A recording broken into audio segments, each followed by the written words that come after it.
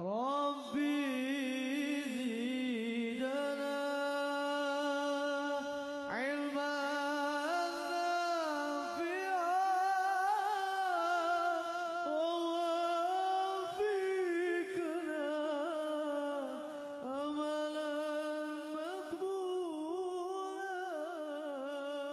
Assalamualaikum warahmatullahi wabarakatuh. Bihamdillahi wassalatu wassalamu ala rasulillah wa ala alihi wa sahbihi wa mawalah wa la hawla wa la quwata illa billahi wa ba'du. Taib daras di pagi ini insyaallah setiap Jumat pagi dan Sabtu pagi, jadi jam 6 antum sudah harus siap-siap ya. Jadi kajian saya di sini Jumat pagi pokoknya sama Sabtu pagi. Insyaallah kita akan mengkaji kitab Qawaidul Arba', dan nanti Sabtunya kita masih cari kitab apa. Dan saya minta antum semuanya menghafal matan daripada kitab Qawaidul Arba' ini. Jadi kita akan mengkaji sedikit demi sedikit supaya matannya bisa dihafal. Dan setiap faedah nanti yang kita akan jelaskan tolong dicatat, nanti minggu depan kita tanya satu persatu kajian yang sudah kita kaji di pagi ini. Taib, kitab ini menjelaskan tentang 4 kaidah yang berkaitan dengan akidah kita kaum muslimin. Dan kitab ini ditulis oleh Syekh Muhammad Ibn Abdul Wahhab At-Tamimi rahimahullahu ta'ala. Kita baca pelan-pelan matannya baru kita jelaskan. Qala al-muallif rahimahullahu ta'ala, as'alullaha al-karima rabbal arshil azimi an yatawallaka fid dunya wal akhirati wa an yaj'alaka mubarakan aynama kunta wa an yaj'alaka mimman idza u'tiya syakara wa idza ibtuliya sabara wa idza adnaba istaghfara fa inna haula'i thalatha unwanus sa'adati. As'alullah, kata Syekh, as'alullaha, as'alu aku meminta kepada Allah subhanahu wa ta'ala al-karim yang maha pemurah, Rabbal arsy, Rabb pemilik arsy, al-azim yang sangat besar, an yatawallaka, agar Allah memberikan penjagaan kepadamu, fid dunya, di dunia, wal akhirati, dan di akhirat, wa an yaj'alaka, dan agar Allah menjadikan kamu mubarakan, senantiasa diberkahi, aynama kunta, dimanapun engkau berada, wa an yaj'alaka, dan agar Allah menjadikan engkau mimman, dari orang, idza u'tiya, kalau diberi, syakara, dia bersyukur, wa idza ibtuliya, dan apabila diuji, sabara, dia sabar, wa idza adnaba, dan kalau dia melakukan dosa, istaghfara, langsung istighfar. Fa inna haula'i thalatha, maka sesungguhnya 3 perkara itu, unwanus sa'adati, adalah alamat-alamat dari kebahagiaan manusia. Perhatikan di sini.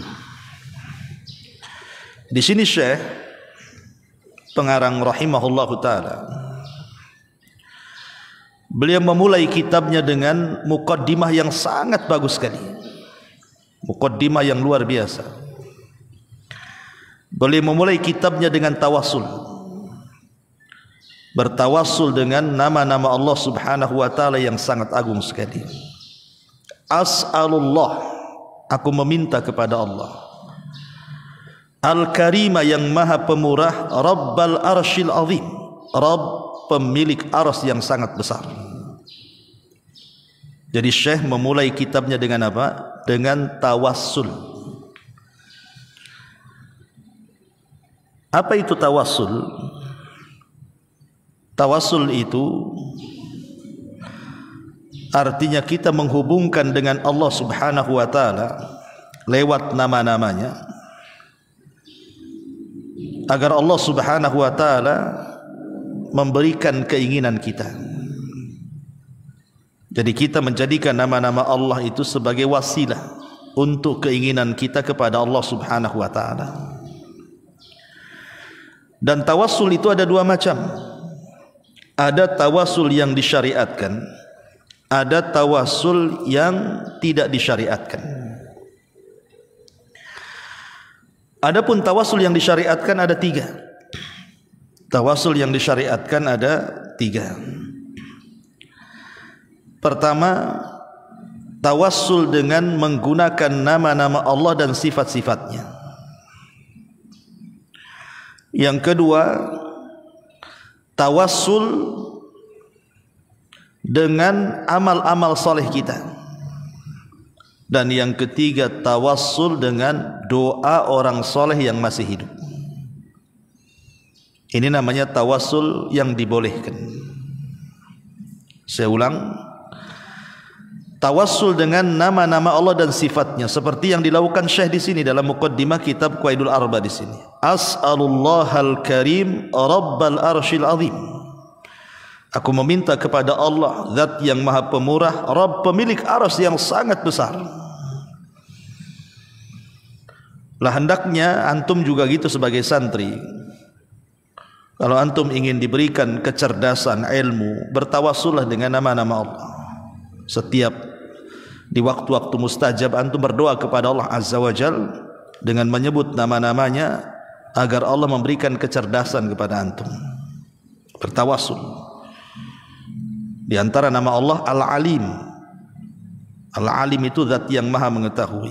Minta kepada Allah dengan memperbanyak kalimat Ya Alim, Alimni. Wahai zat yang maha mengetahui, ajarkan pengetahuanmu kepadaku. Nah, seperti itu. Minta setiap salat kita di waktu-waktu mustajab. Dan juga bisa untuk digunakan, doakan orang tua antum. Dengan tawassul dengan nama Allah itu mendoakan orang tua juga. Antum doakan dari pesantren sini, agar orang tua dimudahkan rizkinya. Pamannya ya Razzaq, wahai zat yang maha memberikan rizki, berikan rizki kepada orang tuaku. Seperti itu. Dalam setiap waktu-waktu mustajab, sepertiga malam, ketika menjelang antara adzan dan qomat, ketika hari Jumat.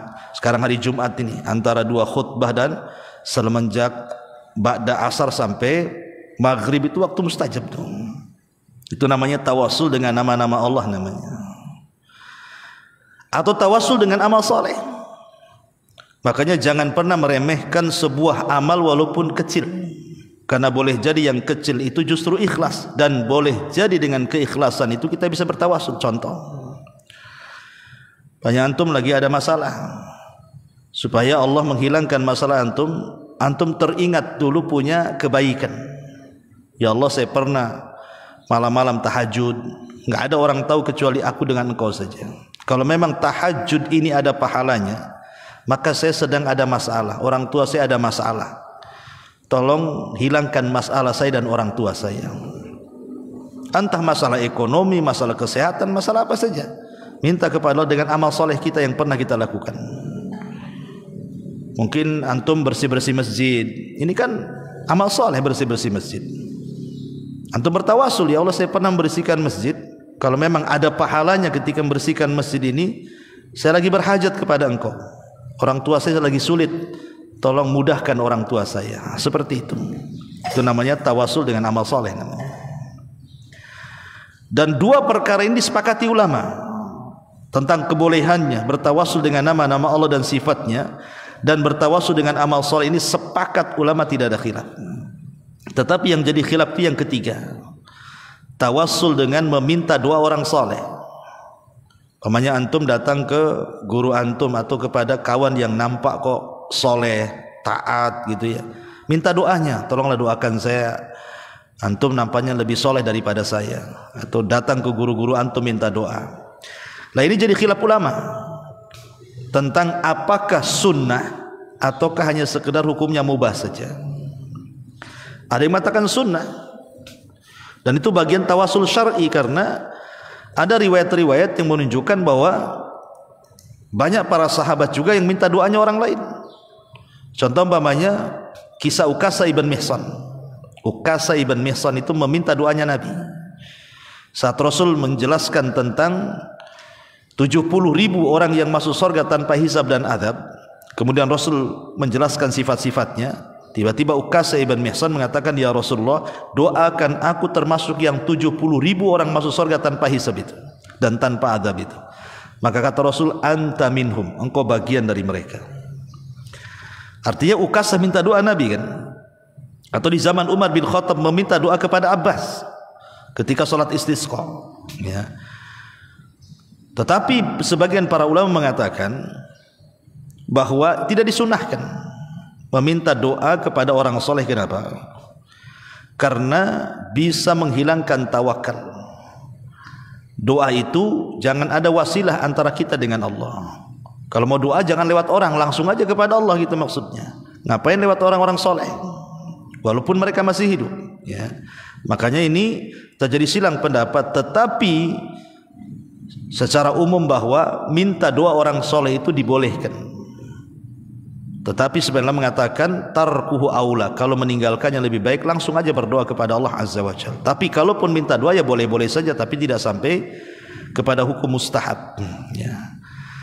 Nah ini tawasul syar'i namanya.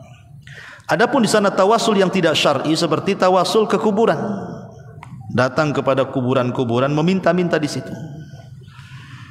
Nah, itu tawasul tidak syar'i, bisa terjerumus kepada kesyirikan malah.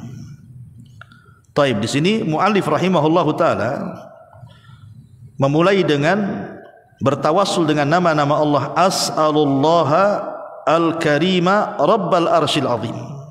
Aku meminta kepada Allah zat yang maha pemurah, Rabb pemilik arsy yang sangat besar. Dan arsy adalah makhluk Allah yang sangat besar. Tidak ada makhluk yang lebih besar dibandingkan arsy. Dan dia makhluk yang pertama diciptakan Allah. Dan setelah Allah menciptakan arsy, maka Allah beristiwa di atasnya. Sebagaimana Allah mengatakan Ar-Rahman 'alal arsy istawa. Zat yang Maha Rahman beristiwa di atas arsy. Tetapi jangan disalahpahami bahwa ketika arsy Allah itu makhluk yang sangat besar, maksudnya lebih agung dibandingkan makhluk yang lain, tidak. Bukan berarti dipahami bahwa arsy lebih agung, lebih mulia dibandingkan makhluk Allah yang lain, tidak. Maksudnya Allah ingin menjelaskan bahwa makhluk yang paling besar itu adalah arsy. Jangankan lagi arsy, kursi. Makanya dalam Quran itu ada ayat kursi. Kursi itu tempat berpijak kaki Allah Subhanahu wa taala. Apa kata Allah? Wasi'at kursiyuhus samawati wal ard. Kursinya Allah itu meliputi langit dan bumi. Artinya dalam riwayat Abdullah bin Mas'ud radhiyallahu an, kalau seandainya kita kumpulkan langit dan bumi kemudian dibandingkan dengan kursi Allah, maka itu sama dengan melempar cincin ke padang pasir. Cincin itu langit dan bumi, kursinya itulah padang pasirnya. Bagaimana dengan arsy-Nya? Allahu Akbar. Tentu lebih besar lagi. Dan bagaimana dengan penciptanya Allah Subhanahu wa taala? Dan arsy itu dipikul oleh 8 para malaikat berdasarkan As-Qur'an. Dan kita tahu bahwa malaikat pemikul arsy itu digambarkan oleh Rasul, di mana kakinya itu berpijak kepada lapisan bumi yang paling dalam. Kemudian badannya menjulang sampai melintasi langit pertama, kedua, sampai ketujuh, sampai melewati sorga. Kemudian tanduknya memikul arsy. Nah, itu besar, ya, besar sekali. Ya, makanya di sini as'alullahal karim rabbal arsyil azim. Aku meminta kepada Allah al-karim yang maha pemurah, Rabb pemilik arasy yang sangat agung atau yang sangat besar.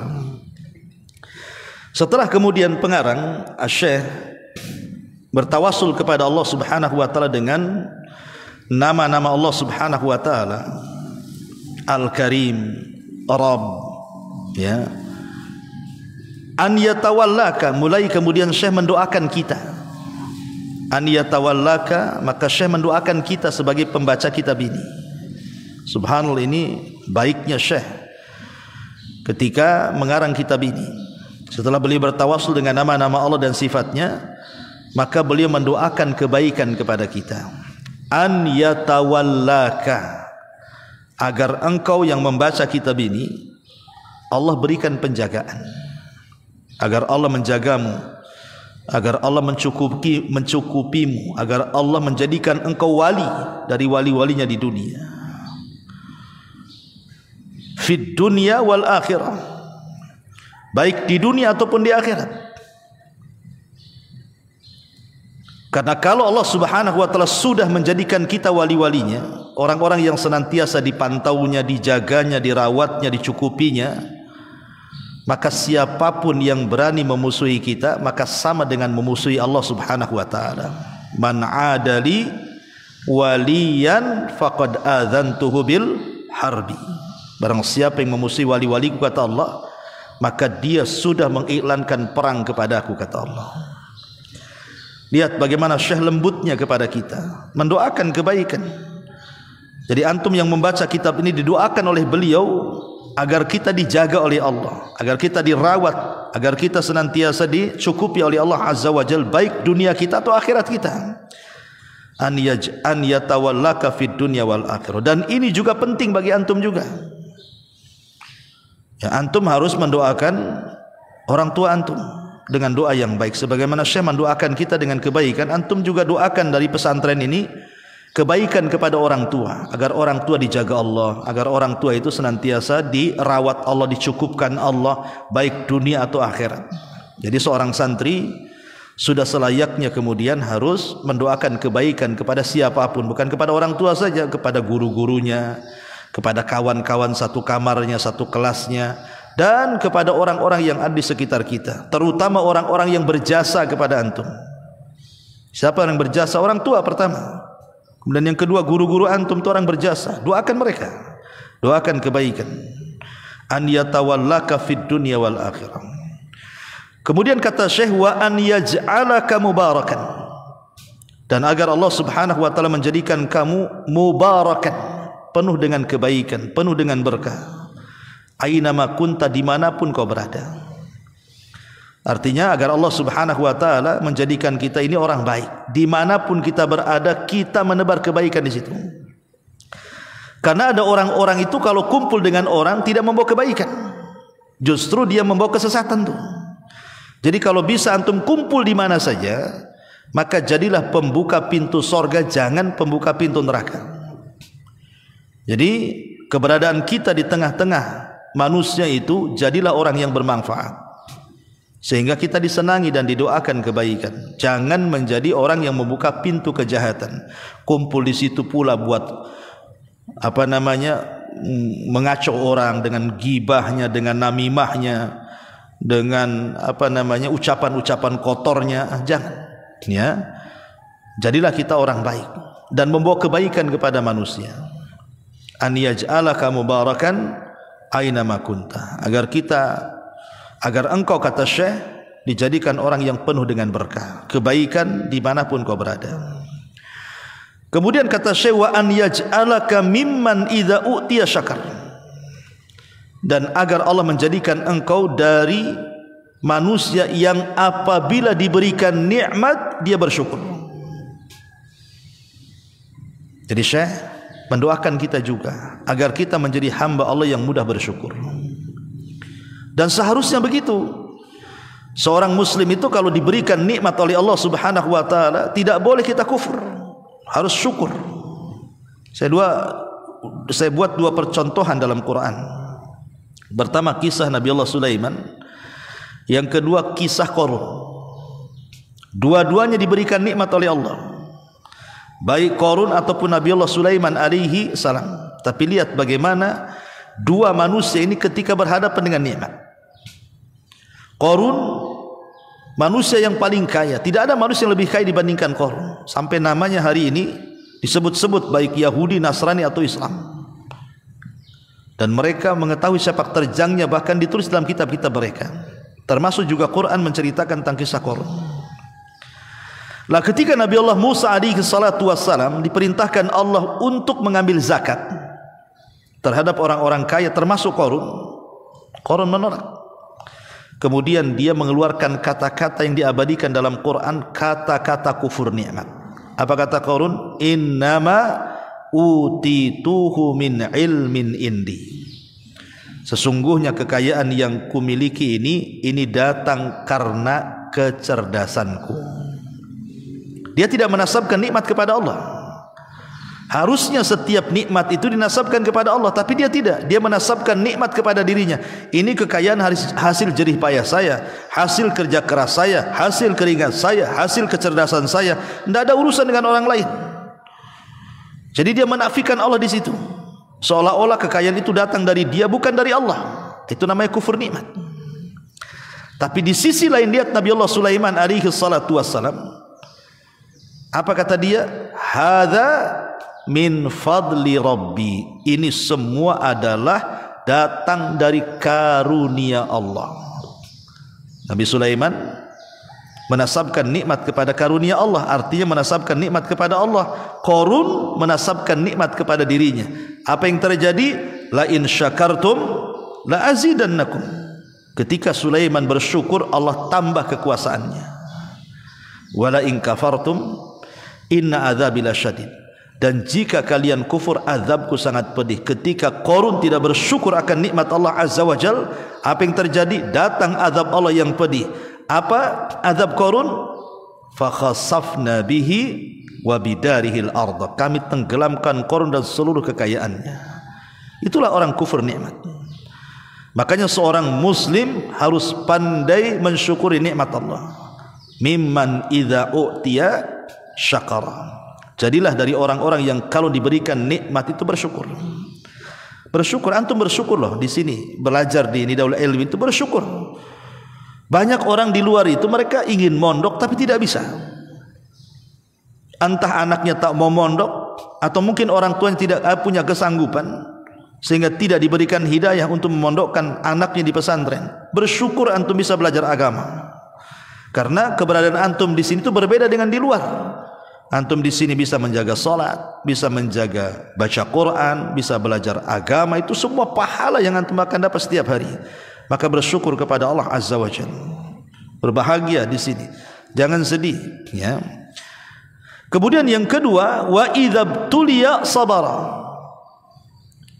Dan apabila ditimpa oleh bala, musibah, sabara, maka seorang harus sabar. Manusia itu tidak lepas daripada ujian, ikhwan.